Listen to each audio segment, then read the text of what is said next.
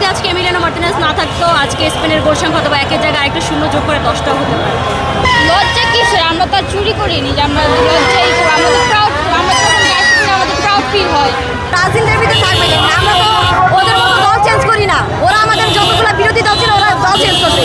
ওরা কোনো ব্রাজিলের সাপোর্ট ছাড়া ওদের কোনো দল নাই। এমিলিয়ানো মার্টিনেজ আমাদের জন্য 10 মানে ওয়ান ম্যান আর্মি, যেখানে 10 জন প্লেয়ারের খেলা মনে হয় একা এমিলিয়ানো মার্টিনেজে খেলছে। এরা আমি তো সঠিকভাবে বলতে পারতেছি সমস্যা না, জল্পনা কল্প শেষ। জার্সির কথা জানি না, ওরা হলো সিজনাল ফ্যান, মানে যে জিতবে তার দল সাপোর্ট করবে। হ্যাঁ, সে তো ডিজার্ভ করে আরেকটা ট্রফি। আমি চাবো যে আরেকটা যেহেতু রোনাল্ডো এখনো খেলেছে, এই বিশ্বকাপ খেলেছে, অবশ্য মেসির বয়স আছে, হ্যাঁ ওটা তো আছে। তাহলে মেসিকে একটা ছোট্ট করে যে একটা স্ট্যাটাস দিতেন আবেগ ঘন। আশা করেছিলাম আপনি অনেক ভালো খেলবেন, কিন্তু লাস্ট মিনিটে হলো না। বাট আমরা একদিকটা খুশি যে স্পেনে বার্সেলোনা মেম্বার আছে, ওদিকে আমরা বার্সেলোনাকে আর্জেন্টিনার জন্য মেসির জন্য সাপোর্ট করি। তো ওই দিকটা ভালো লাগছে, অনেক খারাপ লাগতেছে। এখন কি করবো? আমরা তো হচ্ছে ভাবছিলাম শেষের দিকটা কামব্যাক দেবে, কিন্তু ওটা হলো না। প্রথম দিকটা তো ভালো খেলেছে, এখন চেষ্টা করেছে আর একটু ভালো খেলতে পারতো, কিন্তু পারেনি। এখন কি করার, কিছু বলার নেই। ফাউল দেয়নি কা, আর যেটা ফাউল দিয়ে বিদায় করছে ওরা কিন্তু ফাউল হয়নি কা। ওরা রিভিউ চাইছে কিন্তু রিভিউ দেয়নি কা। ইচ্ছা করে মানে ওরা চাইছে যেন আর্জেন্টিনা হারিয়ে যায়, এই জন্য ওরা কিন্তু অনেক ফাউল করছে। ওদেরকে কার্ড দেয়নি নাই, ওদের অনেক ফাউল করছে। ব্রাজিল ডেবিতে থাকবে কেন? আমরা তো ওদের মতো দল চেঞ্জ করি না। ওরা আমাদের যতগুলো বিরোধী দল ছিল ওরা দল চেঞ্জ করছে। ওরা কোনো ব্রাজিলের সাপোর্ট ছাড়া ওদের কোনো দল নাই। আমরা যে আর্জেন্টিনা করি, আমরা হচ্ছে সামর্থ্য, আমরাই ভালো সামর্থ্য, যে আমরা যদি হেরেও যায় বা খারাপ খেলতেছে আমরা কান্না করে দিই। আর ব্রাজিলরা খালি দল চেঞ্জ করে, এটা হচ্ছে ব্রাজিলের খারাপ খেলে। আমরা আমাদের বিপক্ষে যারাই আসছে তাদের বিপক্ষে দাঁড়াইছে। আজকে ওরা আইসা করছে, ওদের স্পেনের সবাই স্পেনের না, সব ব্রাজিলের। ওরা নিজেরা পারে না, তো এই জন্য অন্য জনের নিয়ে লাফালাফি করে। তো ওটা বলার লাইকা, বুঝছেন? নিজেরা পারে না কিন্তু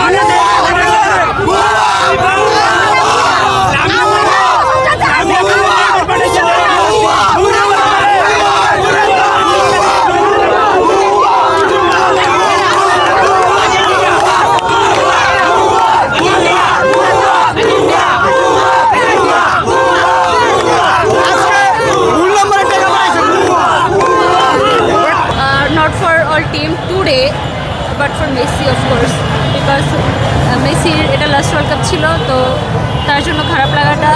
তো আবেগ অনুভূতি এটা আসলে নিজের জন্য, টিমের প্রতি। এখন আর্জেন্টিনা অনেক বহু দূরে তারা, তো তাদের কাছে পৌঁছাইতে হবে, ব্যাপারটা এরকম না।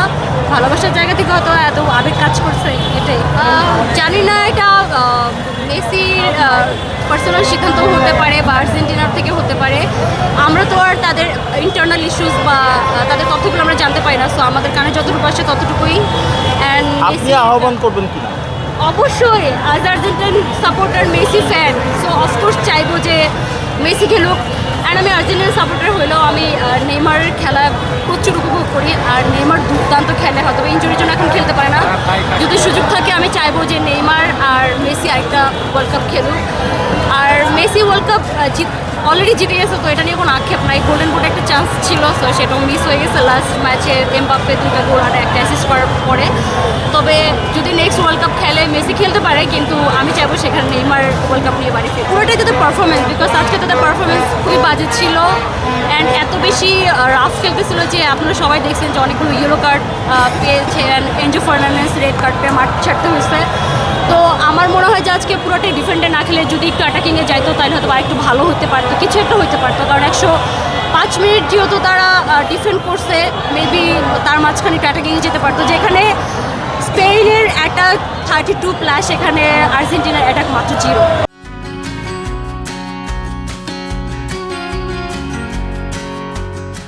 আমি মনে করি যে এনজো আর্জেন্টিনা টিমের জন্য একটা অ্যাসেট। লাস্ট যে ম্যাচগুলো দেখবেন যে এনজোর জন্যই আমরা সমতা আসছি। তারপরে লাউতারো মার্টিনেজের গোলে আমাদের বিজয়, সেমিফাইনাল। তো সেখানে এনজোর এরকম একটা পারফরমেন্স আশাজনক ছিল না অবশ্যই, কারণ এনজোর লাস্ট মানে এত ফাউল করবে আমি এক্সপেক্টও করি নাই। সো এই জন্যই হতাশাটা অনেক বেশি।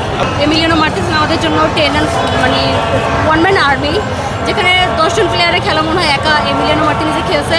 আমি মনে করি যদি আজকে এমিলিয়ানো মার্টিনেজ না থাকতো আজকে স্পেনের গোল সংখ্যা হয়তো বা একের জায়গায় আরেকটা শূন্য যোগ করে 10টাও হতে পারে। আমি নিজেও কনফিউজড, আসলে কি খেলা হলো আমি নিজেও কনফিউজ, এটা আশা করিনি। আসলে ওইভাবে স্পেসিফিকভাবে কাউকে দায়ী করা যাবে না, কারণ সবাই চেষ্টা করেছে, সবাই সবার সাধ্য মতন, কিন্তু জয়ী হতে পারেনি, হয়তো বা আমাদের ব্যাড লাক ছিল। আমি এখন কোনো কথা বলতে পারতেছি না, আমার শরীর কাঁপতেছে। আমার মনে হয় যে প্রত্যেকটা প্লেয়ারই চেষ্টা করেছে, সবাই সবার দিক থেকে এগিয়ে যাওয়ার, কিন্তু সবাই মানে স্পেনও যেহেতু ভালো খেলে সেক্ষেত্রে আটকে গেছে। খেলোয়াড়দেরও কিছু ভুল আছে, বলবো না যে খেলোয়াড়রা সবাই ঠিক ছিল না, খেলোয়াড়দেরও কিছু ভুল আছে। কষ্ট লাগতেছে এটা ভেবে যে মেসিকে আর সামনে দেখতে পারবো না, আর মেসিরা হয়তো বা কষ্ট লাগতেছে যে মেসির ভক্তদেরকে সে এইবার মানে উইন করতে পারলো না। সে যদি আবার খেলে দেখে আমি খেলা দেখবো, আমি সামনের বার খেলা দেখবো কিনা আমি জানি না, তবে সে যদি খেলে অবশ্যই খেলা দেখবো।